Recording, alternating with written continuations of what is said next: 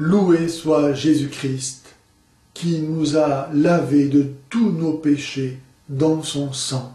Sa grâce et sa paix soient avec vous. Autant il y a danger pour une âme à ne pas reconnaître ses fautes, en demander le pardon et en faire une juste pénitence, autant est-il périlleux pour une âme à se croire coupable de toutes les pensées et invitations au péché qui nous assaillent.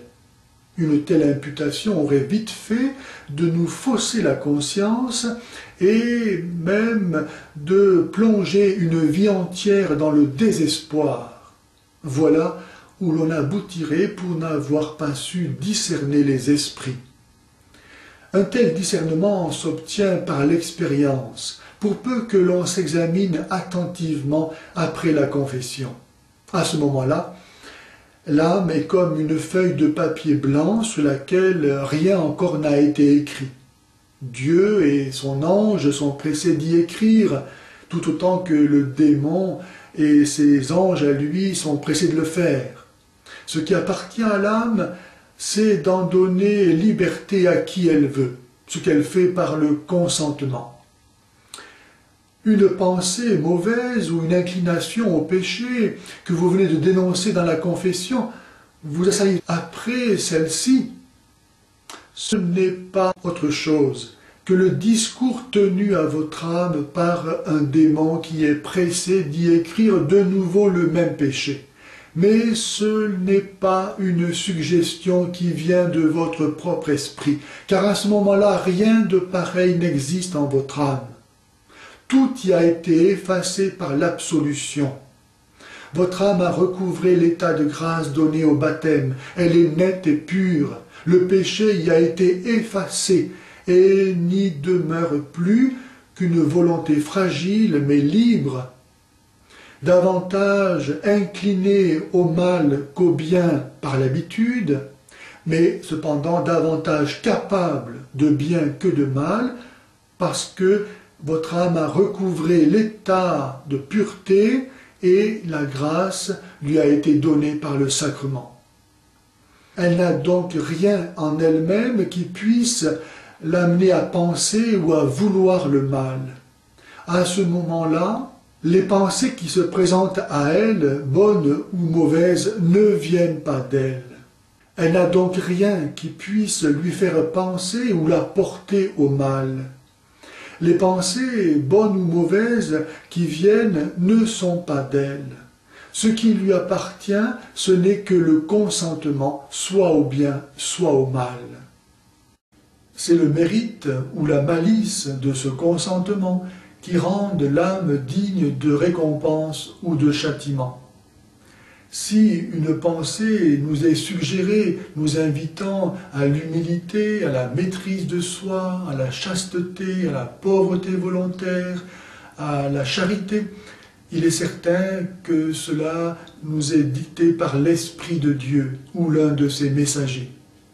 Mais si, comme nous l'avons vu, par une longue habitude de céder aux esprits mauvais, l'âme peut devenir toute charnelle, mondaine et pleine de malice, au point qu'elle remplit l'office de ces trois démons à l'opposé. Par la pratique assidue du bien, une âme peut devenir toute spirituelle. Alors, elle résiste à l'esprit de la chair par sa chasteté, par sa dévotion.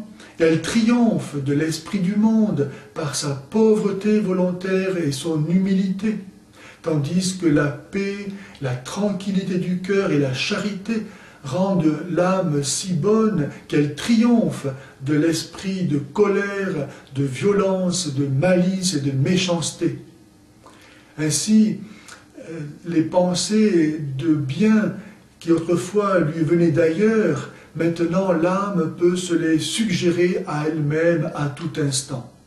Daigne Jésus nous accorder la grâce de consentir au bien et de résister au mal.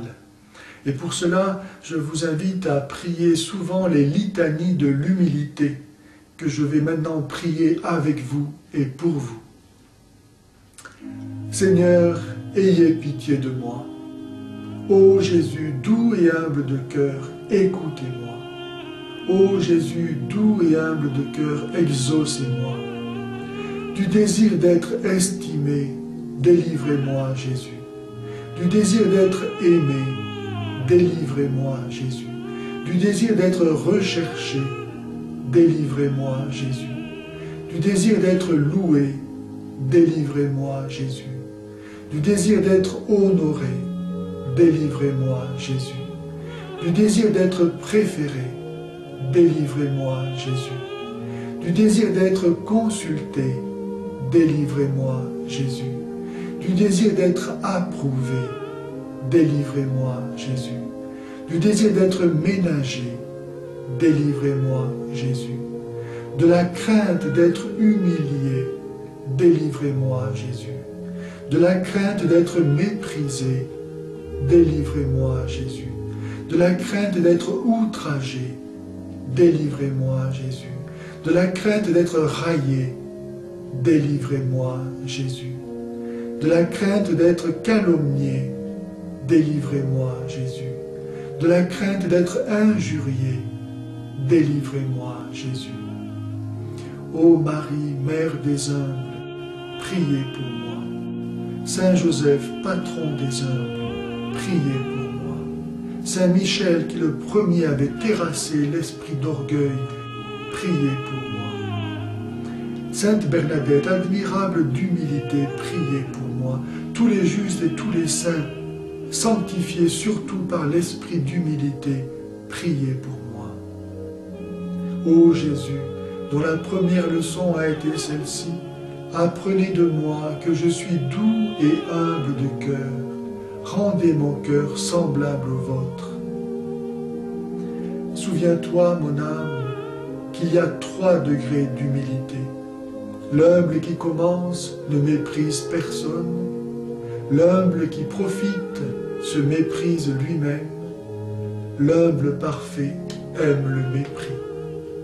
C'est par son abaissement que le Seigneur nous a relevés et a terrassé l'esprit d'orgueil, l'esprit de Satan. Que Jésus nous donne de savoir comme lui, accepter de porter notre croix pour sauver notre âme. Amen.